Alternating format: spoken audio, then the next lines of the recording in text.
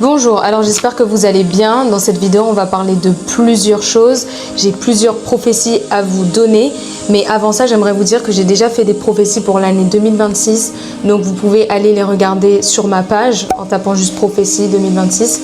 Prophéties et elles vont toutes sortir parce que c'est important vraiment de pouvoir, de manière globale, analyser ces choses-là. Donc j'ai plusieurs thèmes à aborder que le Seigneur m'a partagé. Donc c'est important d'écouter jusqu'au bout. Et le Seigneur va parler vraiment de différentes choses qui vont se passer. Donc c'est important pour la France de pouvoir rester en prière et de pouvoir de votre côté aussi chercher la face du Seigneur. Donc on va commencer déjà par ce que j'avais écrit qui est chercher la présence du Seigneur même si ça devient obscur. Le Seigneur me montrait une pénurie, c'est-à-dire des magasins qui étaient vides, des supermarchés où il y avait des rayons qui étaient vides. Les gens cherchaient à faire les courses avec les yeux, mais il y avait des choses qui manquaient. Il y avait beaucoup de rayons vides. Même l'eau, ça allait devenir difficile pour la trouver. Mais Dieu, me disait le Seigneur, va surprendre les élus, les chrétiens fidèles dans les petites choses. Et c'est là on revient toujours aux personnes qui sont fidèles. Il les assistera et il les enverra des anges, même pour les nourrir, des personnes. En tout cas, il y aura vraiment un miracle qui va accompagner la vie des personnes qui sont soumises à Dieu et qui ont mis leur confiance dans le Seigneur. Et on pourra même appeler ça l'époque des miracles. Parce qu'il y a des personnes qui verront que, il y a telle personne qui me donne de la nourriture. Peut-être ces personnes seront humaines, mais ça serait en fait des anges qui se seraient transformés en personnes humaines. Mais vous ne le saurez peut-être pas. En tout cas, il y aura une provision divine. Et c'est vraiment très important de pouvoir avoir la foi en cette saison. Quand je vous dis 2026, ça veut dire à partir de. Ça veut dire que vous pouvez déjà observer des signes. Ça ne veut pas dire que ça va venir tout d'un coup. Non, c'est pas que ça va venir tout d'un coup. Il y a des choses déjà qui se préparent. Il y a des choses déjà qui dans le monde sont déjà visible. Donc il ne faut pas venir dans cette vidéo commencer à dire oui, là on est bientôt en fin 2026, grâce, il ne s'est rien passé. Non, il y a des choses qui sont déjà visibles. Donc la prophétie pour s'accomplir, elle peut prendre un certain temps, mais elle s'accomplira, ça c'est sûr. Comme je le disais, il y a des nouveaux virus qui allaient être là et qui ont été là. Il y a des guerres qui devaient être là et qui sont venues. Et aussi des évangélisations sans honte malgré le sacré qui disparaît petit à petit en France par exemple, mais où il y a une gloire qui accompagne ceux qui évangélisent. Il y a une gloire qui accompagne cette génération qui évangélise. Toutes ces choses-là, elles se sont déjà accomplies. Donc les autres choses sont en cours de téléchargement, si on peut dire comme ça, que ce soit les bonnes choses ou les mauvaises choses. N'oubliez pas, on est à la fin des temps. C'est pour ça que le Seigneur nous dit « Rachetez le temps car les jours sont mauvais ». Donc les bonnes choses vont s'accomplir, les mauvaises choses aussi vont s'accomplir. Mais ce qui va te démarquer des autres personnes, c'est comment tu vis. Tu vis avec la foi ou sans la foi? Est-ce que tu crois aux promesses de Dieu? Est-ce que tu crois que même dans le chaos, Dieu va agir? Est-ce que tu crois que même dans l'obscurité, tu peux chercher la présence du Seigneur et il peut se révéler à toi? C'est ça la question. Et il y aura une différence entre ces chrétiens-là qui vivront en fait en voyant les choses du monde, en s'affolant, en cherchant des solutions humaines ou même des personnes humaines qui vont venir prendre plus de place dans le monde et s'affirmer comme des futurs apporteurs de paix. Et la différence entre ces personnes-là qui vont mettre leur foi juste en Jésus-Christ parce qu'il est la paix. Donc on va tout de suite aller dans le passage que le Seigneur m'a donné parce que c'est important de pouvoir s'abandonner à la parole. Donc c'est Jean 20 de 19 à 22. Lisez la parole, c'est vraiment ça qui va vous différencier des autres personnes. Mais si vous faites les choses de manière terrestre, charnelle et que vous commencez à avoir peur, à vivre dans ça, à nourrir l'incrédulité par le chaos qu'il y aura dans le monde, etc., ça va vous porter préjudice. Donc, dans la parole de Dieu, on voit « La paix soit avec vous ». Jésus vint se présenter au milieu d'eux et leur dit « La paix soit avec vous ». Donc là, c'était après qu'il soit ressuscité, il s'est montré aux disciples. Ils étaient désemparés, vous voyez, ils étaient tristes. Peut-être même ils avaient peur, j'imagine. Ils étaient peut-être même dans une dépression, une anxiété. Mais le Seigneur dit quoi? La paix soit avec vous. Quand il leur eut dit cela, il leur montra ses mains et son côté. Les disciples furent dans la joie en voyant le Seigneur. Jésus leur dit de nouveau, la paix soit avec vous. Pourquoi le Seigneur dit deux fois? Parce qu'il fallait encore qu'ils entendent que le Seigneur était avec eux. Ça veut dire que même encore une fois dans l'obscurité, je le répète, Dieu dira, je suis avec vous, ma paix est avec vous. Mais procurez-vous une Bible et surtout quand vous l'avez, lisez la Bible. Là, je parle aux personnes vraiment qui connaissent pas forcément Christ. Si tu n'avais pas de Bible, achète Achète-toi une Bible. Et aussi, si tu as déjà une Bible, toi qui es chrétien, lis-la et laisse-toi remplir par la Bible. Il ne s'agit pas juste de la lire, mais d'y croire. C'est deux choses différentes. C'est pour ça que le Seigneur répète, la paix soit avec vous. Comme le Père m'a envoyé, moi aussi je vous envoie. Après ces paroles, il souffla sur eux et leur dit, recevez le Saint-Esprit. Donc là, qu'est-ce qu'on voit? Le Seigneur dit, je vous envoie. 1, il laisse la paix. 2, il envoie. Et 3, il souffle sur eux pour qu'ils reçoivent le Saint-Esprit. Ça veut dire que Dieu, quand il te parle, il te donne sa paix, c'est pas pour la garder pour toi, c'est pour la partager. Et il te oint, il souffle sur toi pour que tu puisses annoncer avec autorité l'évangile de Christ. Pauvre, je suis évangéliste dans le métro. Bonjour à tous, j'aimerais vous dire bonne fête des pères à ceux qui sont papas. Et aussi que Dieu vous aime, vous avez un papa dans le ciel qui veut être le père de tous. Il s'appelle Jésus, il revient et son nom est grand, il pardonne tous les péchés. Si vous mettez votre foi en lui, il vous emmènera au paradis. Dieu vous bénisse. On continue avec d'autres révélations. Le Seigneur me disait que la météo va déranger, c'est-à-dire qu'il y aura des perturbations dans l'air. Je dis bien dans l'air, voilà. Il y aura un écho, il y aura du bruit, il y aura des choses en fait bizarres qui vont venir. J'ai même vu cette vidéo où un frère partageait comme le projet de Google d'envoyer des insectes dans le monde.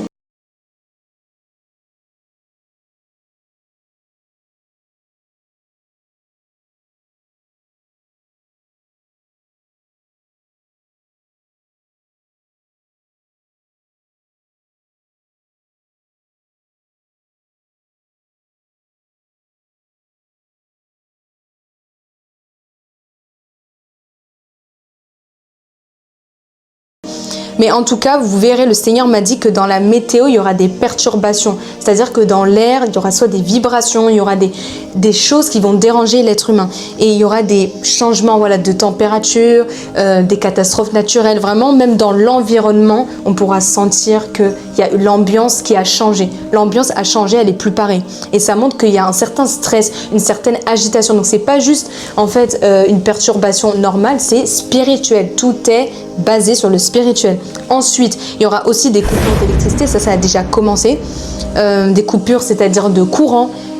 Et un sentiment de peur qui va augmenter dans le monde. Toutes ces choses-là, elles vont arriver parce que il y a comme une peur, une agitation qui est en train de s'installer petit à petit. Mais Dieu dit aux appelés et aux élus, comme je vous ai dit, soyez dans la paix. Soyez dans la paix. Parce que sans, en fait, la paix, c'est une vie de crainte. Malgré il se passera des choses dans le monde, à partir de cette moitié d'année, même avec la Coupe du Monde, etc., qui est là, en train de se passer, si vous avez la paix dans votre cœur, vraiment, le Seigneur va pouvoir agir. Vous verrez des personnes qui vont avoir des miracles, des témoignages. Dieu a fait venir une somme d'argent, Dieu a fait venir de la nourriture, Dieu a fait venir quelque chose dont j'avais besoin parce que tu as la paix dans ton cœur. Et tu n'es pas agité, mais tu t'es apaisé avec la présence de Dieu parce que tu cherches la face du Seigneur. Malgré que tu n'aies pas beaucoup peut-être de ressources, mais tu vas chercher le Seigneur et le Seigneur va agir. C'est très important de retenir ces paroles pour l'année, à partir, je dirais, de l'année 2026. C'est pas pour 2026, c'est à partir de 2026 et toutes les autres années qui vont suivre. Amen.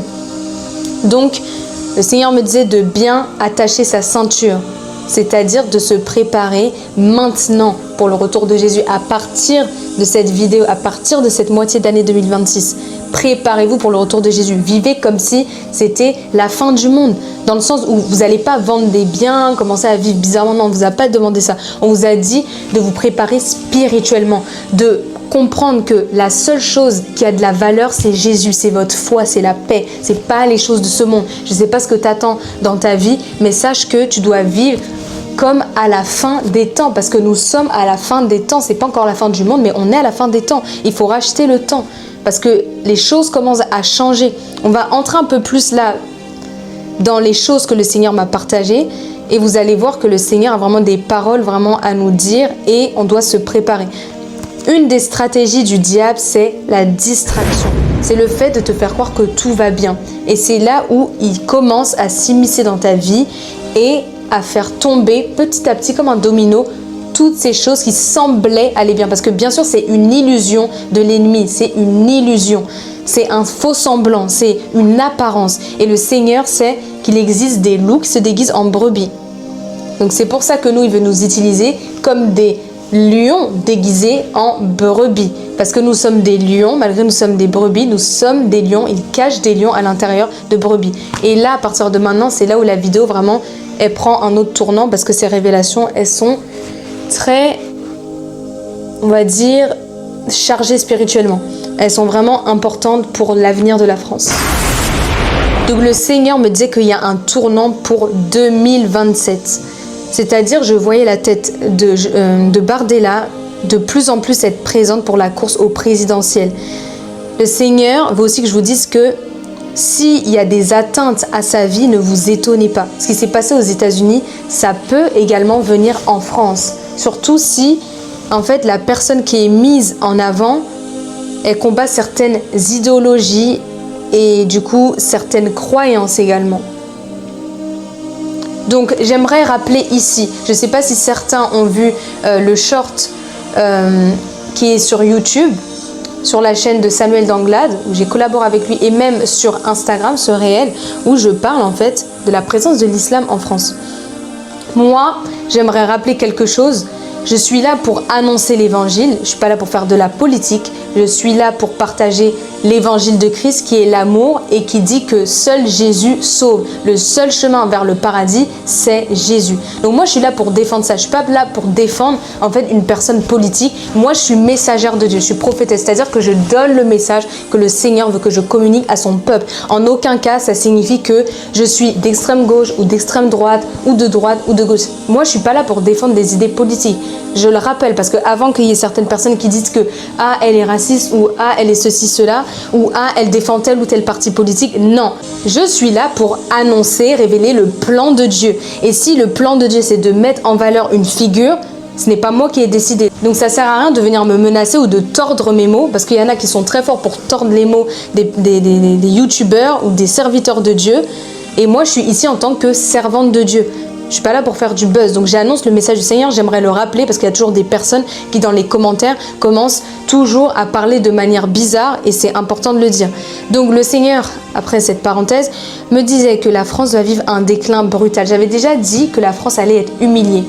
Humiliée, ça veut dire beaucoup de choses, ça peut vouloir dire des choses qu'on a déjà vues d'ailleurs sur le plan spirituel, hein, comme quand il y a eu, comment ça s'appelait, les Jeux Olympiques, où le président de la République française a fait passer en fait la scène de Christ avec les apôtres, la Sainte Seine, comme en fait une moquerie.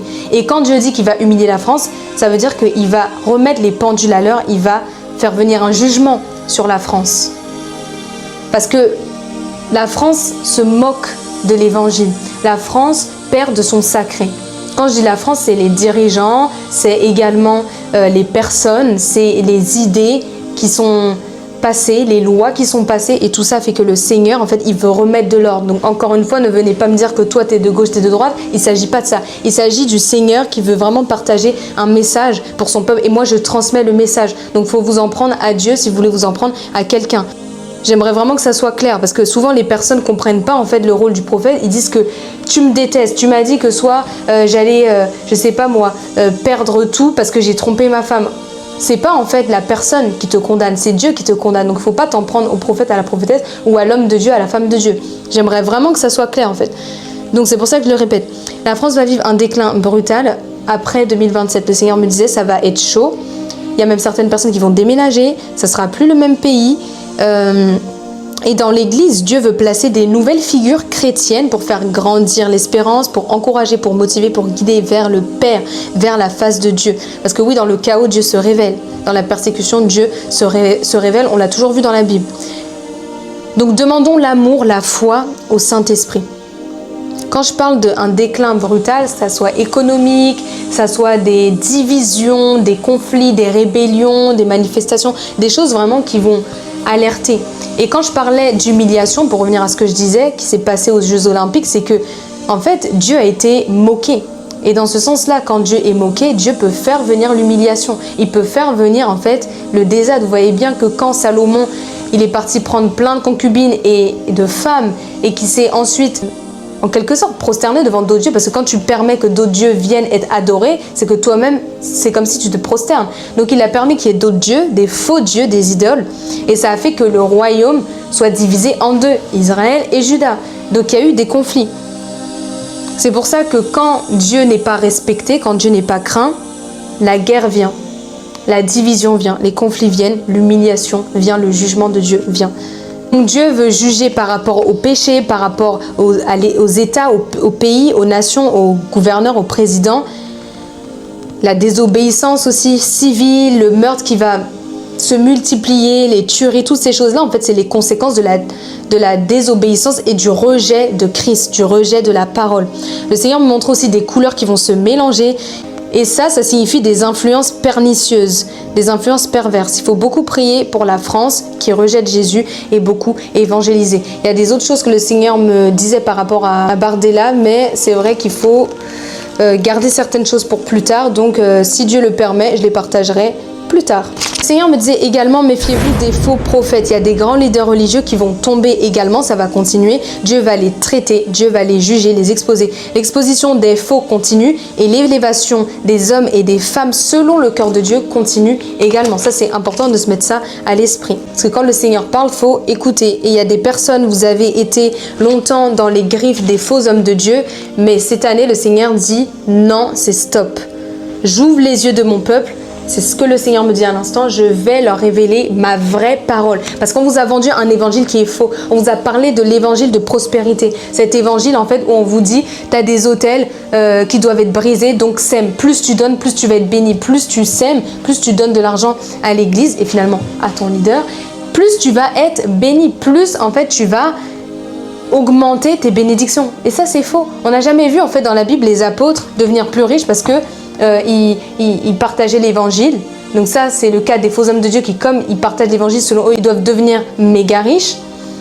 Et le Seigneur n'a jamais dit que parce que tu donnes, en fait, à ton pasteur, tu allais être plus riche. Non, c'est parce que tu t'abandonnes à Dieu que Dieu, en fait, va agir selon ta fidélité. Mais encore une fois, on n'est pas dans un donnant-donnant. Le Seigneur, il fait grâce quand il veut et il nous apprend aussi la patience, la persévérance et à vivre dans le contentement, dans la disette et dans l'abondance. C'est pas toujours l'abondance. Faut comprendre ça en fait. Le Seigneur veut casser, briser certaines mentalités parce qu'on a trop menti au peuple de Dieu. Et il y a des personnes qui vont vraiment comprendre que l'évangile qu'on leur a prêché, c'était un faux évangile. Parce qu'ils ont l'apparence de piété, mais renient ce qui en fait la foi. Ils ont une apparence religieuse, une apparence sainte, une apparence de foi, une apparence en fait de bonté, mais on voit que ce qu'ils prêchent, c'est faux. J'ai lu ce post où apparemment même au Vatican on voudrait faire venir la présence de l'islam dans l'église catholique. C'est quand même incroyable de voir comment en fait on y revient. C'est ça aussi les couleurs que le Seigneur me montrait, des mélanges, des influences pernicieuses. C'est là où ça confirme vraiment que dans l'église même il y aura vraiment des mélanges. Mais le Seigneur nous appelle à nous dissocier, à nous retirer de ces choses-là. Parce que c'est aussi une autre prophétie que j'avais reçue et là, du coup, elle vient maintenant. Il y a des choses, en fait, que le Seigneur veut faire même dans l'Église. Il veut, en fait, qu'on puisse se séparer. Il va séparer, en fait, les élus des personnes qui vivent pour le confort. Il y a des personnes qui vivaient dans le confort et il y a des personnes qui vivent dans l'inconfort. Et Dieu, son évangile, la croix, en fait, c'est l'inconfort. Et les personnes qui voudront mélanger les histoires d'islam avec l'histoire de christianisme, ça, c'est complètement hérétique. Ça, c'est complètement hérétique et c'est pour perdre le peuple de Dieu. Et je pense que c'est ça qu'on appelle l'œcuménisme. Donc le Seigneur, ce qu'il veut faire, c'est un tri. Vous verrez qu'il y aura une division. Déjà, les gens vont commencer à se séparer. Si par exemple, votre pasteur vous dit que oui, il faut accepter l'islam, etc., rejetez toutes ces choses-là parce que ça ne vient pas de Dieu.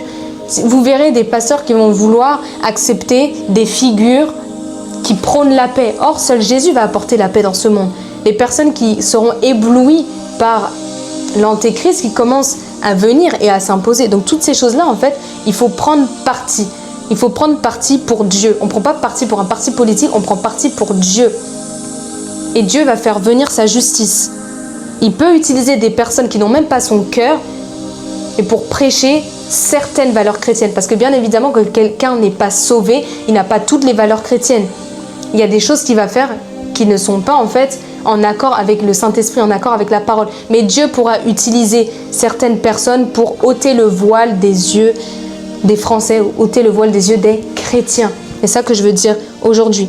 Donc concernant en fait ces choses chaotiques, le jugement de Dieu, l'humiliation, j'ai ce passage d'Ésaïe 1, à partir du verset 4. « Malheur à la nation pécheresse, au peuple chargé d'iniquité, à la race des méchants, aux enfants corrompus.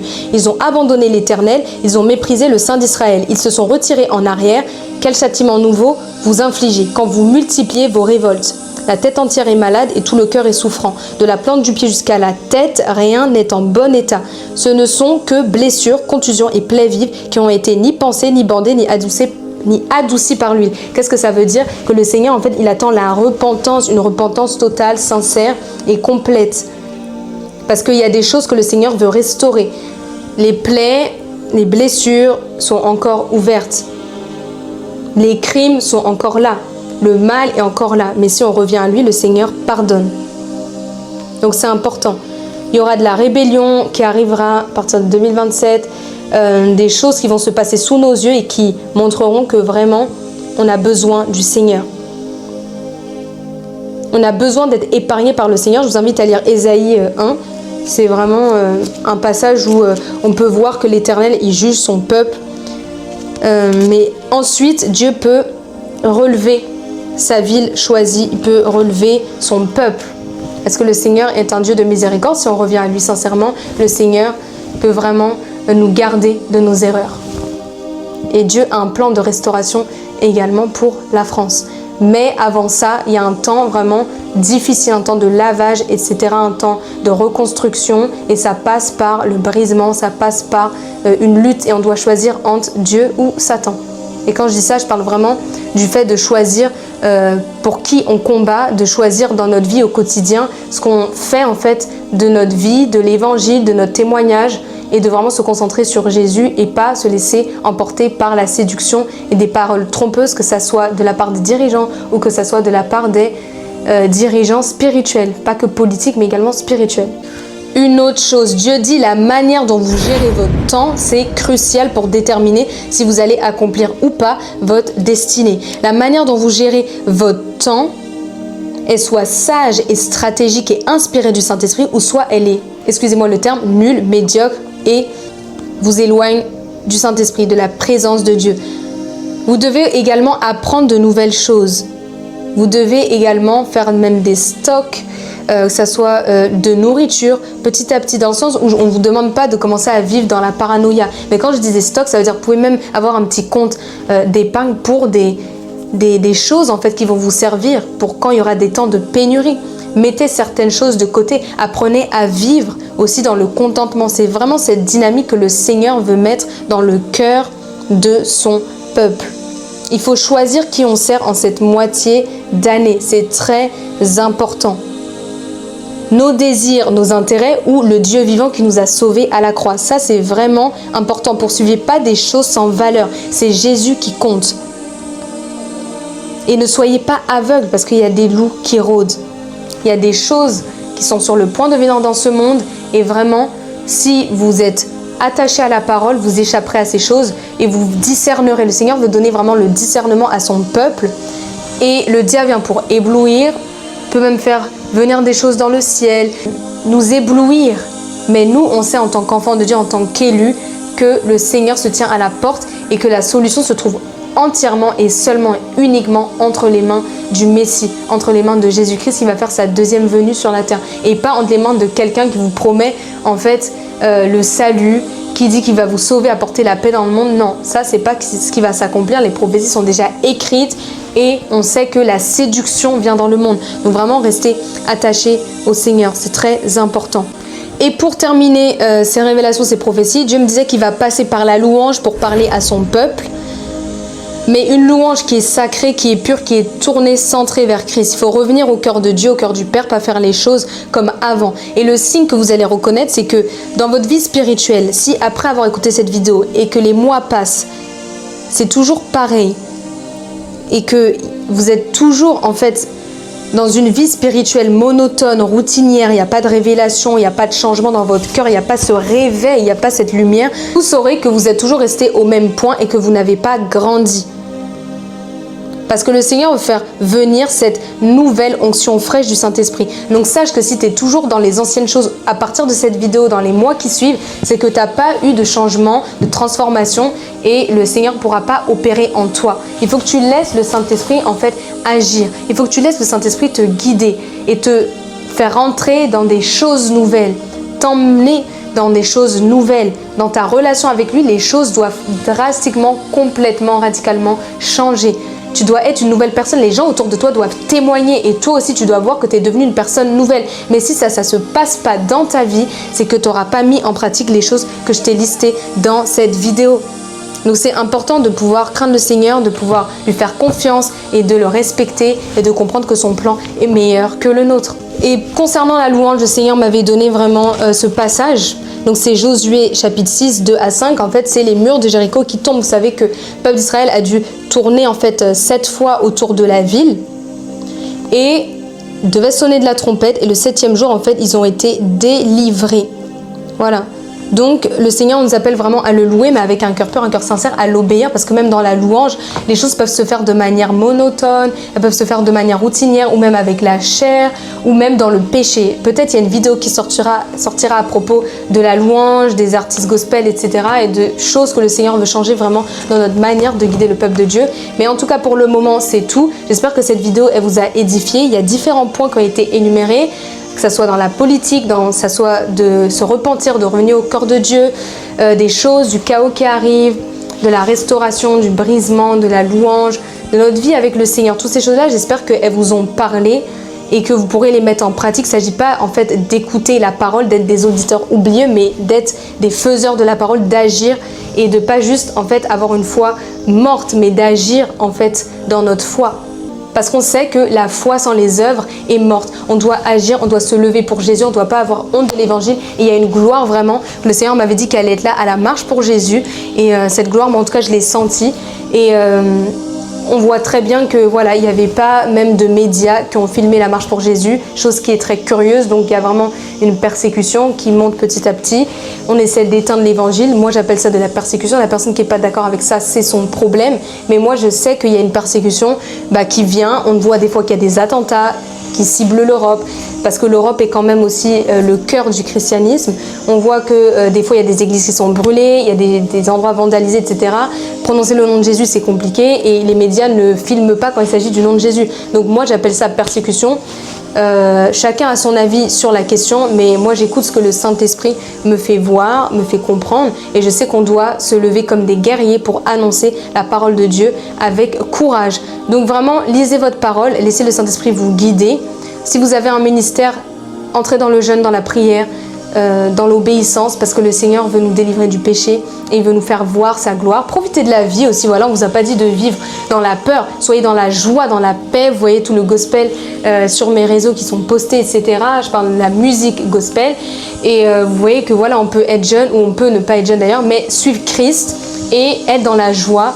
Et il y a des choses que le Seigneur a prévues pour nous. Il veut tout simplement qu'on vive cette aventure avec lui et qu'on ne se laisse pas en fait abattre par les ruses et les flèches de l'ennemi. J'espère que cette vidéo t'a édifié, t'a encouragé, t'a motivé, t'a révélé des choses ou confirmé des choses que tu savais déjà, parce qu'on sait que le Saint-Esprit a pour but vraiment d'exhorter, etc. Soyez bénis, je vous aime beaucoup. Et on se retrouve dans une nouvelle vidéo. Bye bye. Restez connectés, abonnez-vous, et il y a des vidéos qui sortent aussi sur mon compte Coach Gigi, compte de langue. Donc il y a des vidéos qui arrivent, je vous en dis pas plus, mais soyez abonnés et connectés pour ces vidéos qui sortent. Elles sont vraiment pour vous bénir ou pour vous instruire. Bye bye.